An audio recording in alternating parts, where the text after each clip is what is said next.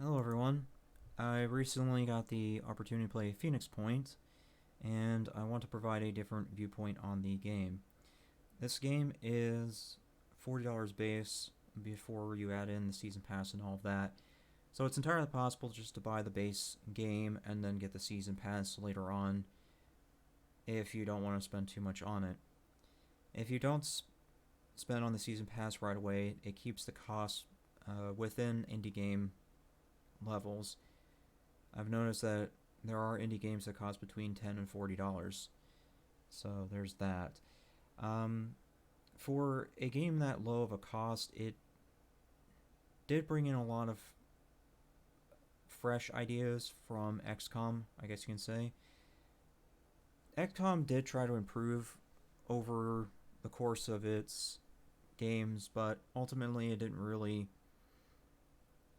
provide a tactical feel that I think could be achieved with a game like that.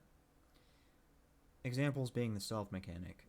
They did introduce it in XCOM 2, but the problem with that was the one-time use. That's all you got out of stealth.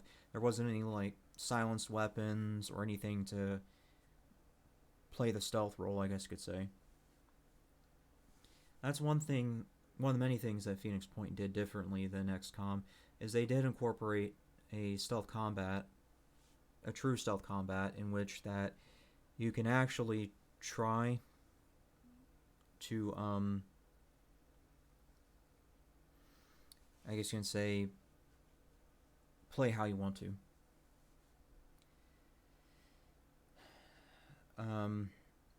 I think that over time, Phoenix Point could probably be a better game. For example, I think the diplomacy thing could use some work. It would be nice if you were able to achieve the technology level of multiple factions so you can mix and match your gameplay and not be forced to one faction. That would be really cool. It would be nice if there was also more, I guess you can say, improvements to the armor and weapon systems to kind of I don't know, make it actually feel like it's worth something.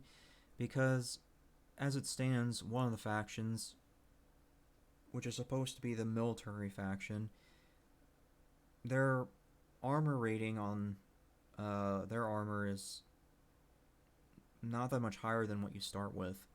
Maybe 2 points of armor higher. So it would be nice if there was Mark 2s and Mark 3s of the armor, for example, is what I'm getting at. But again, all of that can be added to or improved upon down the road with this game. I think this game does have the ability to expand well beyond what it's currently doing right now. So I'll finish off with the recording by just saying that if you're going to ask me if this game is worth it, then I would say it's really up to you. If you really, really want an XCOM-like game and you want it now, I would say that's perfectly fine if you get it for $40. But if you can hold out, I would say just wait until next year when they actually improve stuff, and then return then. But that's really all that I have to say about this. Thanks for listening.